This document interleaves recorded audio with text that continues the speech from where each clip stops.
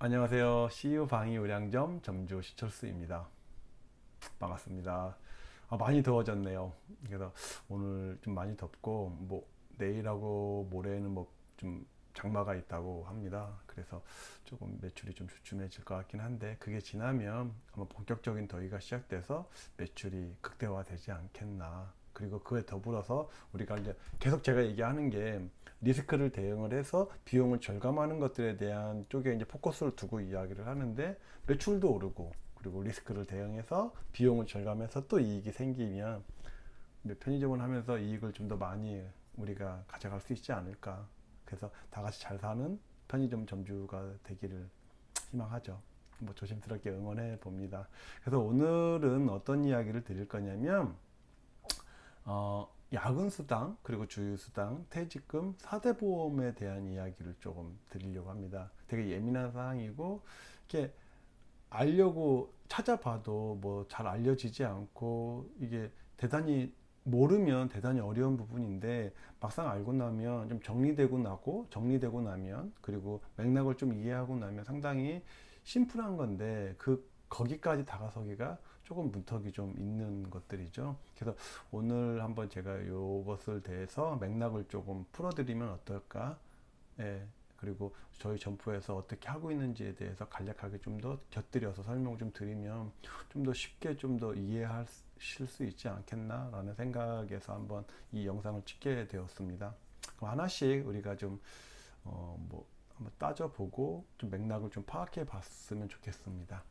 자, 앞으로 이런 야근수당, 주휴수당, 퇴직금, 4대 보험에 대한 것들은 시간이 지나면 지날수록 더욱 투명해지리라고 생각이 되고요. 그리고 이런 사항들이 당연하다는 생각으로 아마 편의점을 운영하시는 점주들 아니면 자영업을 하시는 자영업자분들이 당연하다는 생각으로 아마 정착이 되리라 생각을 합니다.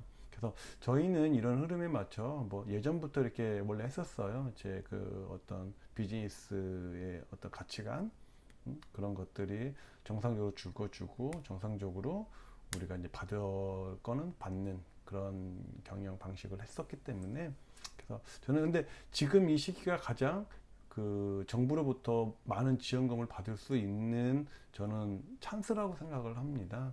그래서 지금은 음성에 있는 것보다 양성으로, 그러니까 수면 위로 올라와서 정상적으로 신고하는 게 더 득이 된다라고 제 강좌 시간에 수치적으로 계산하면서 제가 안내를 드립니다. 그래서 그거는 이제 더 자세한 거는 강좌를 통해서 한번 들어보시면 좋을 것 같아요. 그럼 하나씩 한번 파고 들어가 보겠습니다.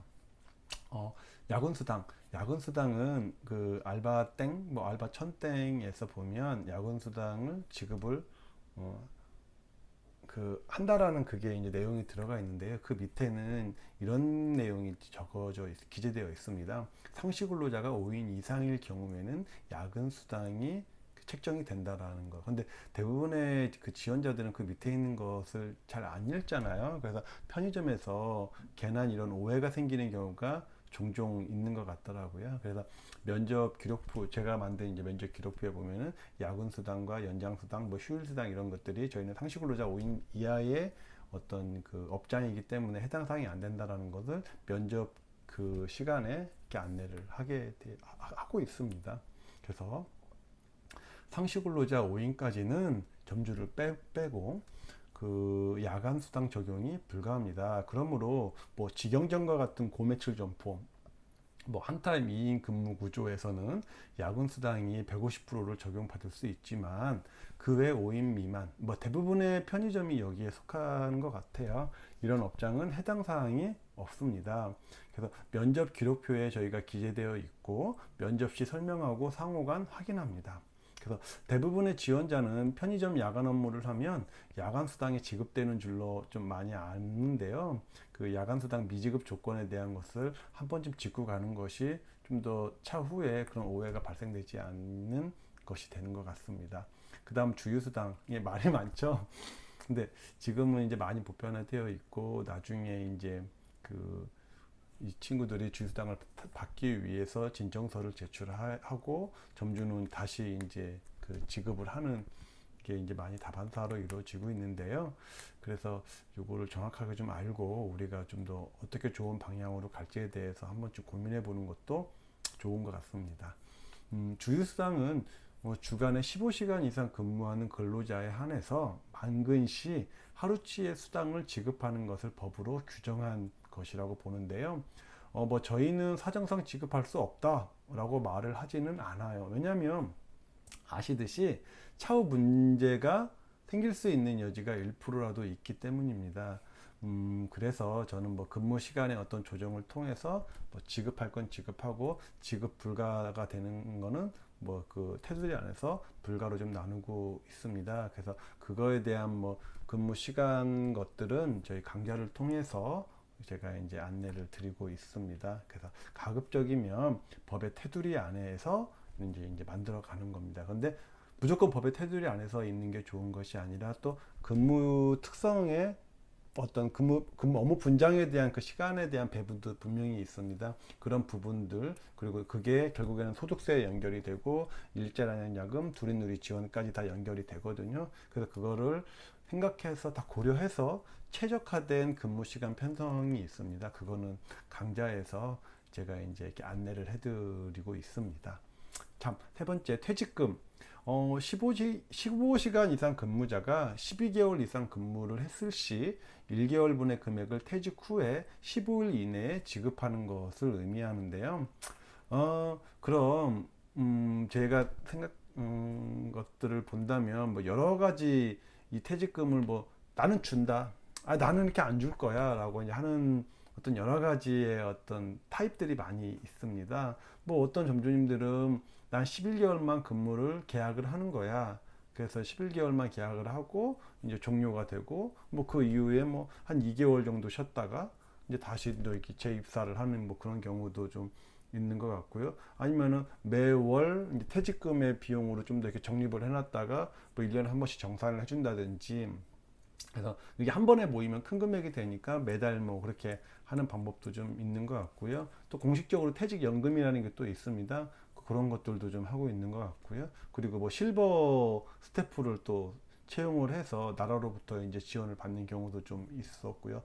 여러 가지 이제 그 어떤 방법들이 있는 것 같아요. 그래서 뭐 점주님의 운영 마인드에 따라 반대의 선택을 하실 수도 저는 있다고 봐요. 그러니까 뭐 퇴직금을 뭐 지급하는 것을 선택하느냐 아니면 아니냐, 뭐 이런 부분들 여러 가지 뭐 이렇게 뭐 좋은 어떤 방향 그리고 그 반대의 어떤 방향들이 있다고 보는데요. 뭐 정답은 따로 없다고 생각을 합니다. 다만 점주님들의 운영 방법과 비즈니스 마인드에 따라 선택을 하시면 될 것 같고요. 여기서 한 가지는 꼭 좀 챙기셨으면 좋겠어요. 그것이 뭐냐면 법의 테두리 안에서 가급적이면 움직이자. 왜냐면 지금은 예전처럼 그렇게 이제 주먹구구로 하는 시대는 조금은 아니지 않겠나라는 생각이 있습니다. 그래서 가급적이면 법의 테두리 안에서 움직여야 한다는 점을 좀 말씀드리고 싶어요. 그리고 이제 4대 보험인데요. 4대 보험은 이런 겁니다. 국민연금은 4.5, 각각 4.5죠. 사용자와 근로자. 그리고 건강보험은 각각 3.335%, 그리고 고용보험은 각 0.8%, 그 산재보험은 이제 사용자가 이제 1%를 내주는 거고요. 그래서 총 8.635%를 이제 근로자의 급여에서 공제하는 방법으로 하고, 차후에 이제 고지서가 왔을 때 우리가 이제 납부를 다 대납을 하는 형식으로 좀 가고 있습니다. 근데 이거를 이제 납부를 하고 이제 두리누리 지원을 통해서 국민연금과 고용보험을 이제 지원을 받고요. 그러니까 1년 이내에 가입된 이력이 없으면 1년 동안은 90% 지원을 받고요. 1년 이내에 가입 이력이 있다면 30% 지원을 이제 각각 받는 게 이제 두리누리 지원이고, 뭐 요즘은 또 일자리안정자금 신청해서 한시적이지만 의료보험료를 60%를 지원을 또 해줍니다. 그래서 이런 부분들 이렇게 잘 우리가 정상적으로 납부하고 신청만 잘 하면 근로자에게도 그렇고 저희한테도 그렇고 큰 부담이 없는 걸로 알고 있고, 현재로서 저희도 그렇게 하고 있기 때문에 지금은 이 시대는 정상적으로 납부할 건 납부하고 신고할 거 신고해서 가급적이면 정부의 어떤 지원을 최대한 받는 것이 이득이라고 저는 생각을 합니다. 그래서 뭐 간단하게 제가 설명을 드렸는데도 시간이 이렇게 좀 훌쩍 지나갔어요. 그만큼 이 다뤄야 될 내용들이 상당히 많은 게 이것들입니다. 그래서 4대 보험은 조금만 공부하고 방법을 알고 나면 크게 어렵지 않은데요. 이런 내용은 좀 더 제 강좌를 통해서 더 자세하게 다룰 수 있고 제가 컨설팅이나 코칭을 해드릴 수 있습니다. 그래서 이런 일련의 작업들이 편의점을 운영함에 있어서 조금 힘들다고 생각될 수도 저는 있다고 생각을 해요. 그러나 이런 문제를 스태프가 퇴직 후에 다시 부딪히는 것은 저에게 아픔, 점주님들의 아픔, 그리고 실망 같은 것들이 같은 어떤 좋지 않은 감정들을 만들게 되는 것 같아요. 그래서 이런 감정들을 가급적이면 피할 수 있다면 피하는 것이 저는 좋다고 생각을 합니다. 지금까지 다뤘던 요 네 가지 야근수당, 주휴수당, 퇴직금, 4대 보험의 사항들은 면접 기록표에 의해서 면접시 상호 간의 어떤 동의와 그리고 설명 그리고 합의를 하는 게 중요하고요. 될 수 있으면 근무 중에 그러니까 채용을 하고 나서 근무 중에 협의하는 일은 좀 자제하시면 좋을 것 같아요. 근무 중에 합의하는 협의는 늘 상호 간의 기대치로 인해서 원만한 협의로 이어질 수 없다는 것을 우리 명심을 해야 될 것 같습니다. 오늘 이 시간은 여기까지 또 전하고요. 또 다음 주제는 뭘로 할 거냐면 일용직 근로자와 상용직 근로자의 차이에 대한 이야기를 다룰 예정입니다. 또 그것 또한 또 시청해 주시고요. 오늘 뭐 긴 시간 끝까지 시청해 주셔서 감사드리고요. 더 자세한 내용은 저희 카페 찰스의 편의점의 창업과 운영에 대한 노하우 카페로 들어오셔서 더 자세한 이야기 질문을 통해서 해주시면 좋을 것 같습니다. 끝까지 신청해 주셔서 감사합니다.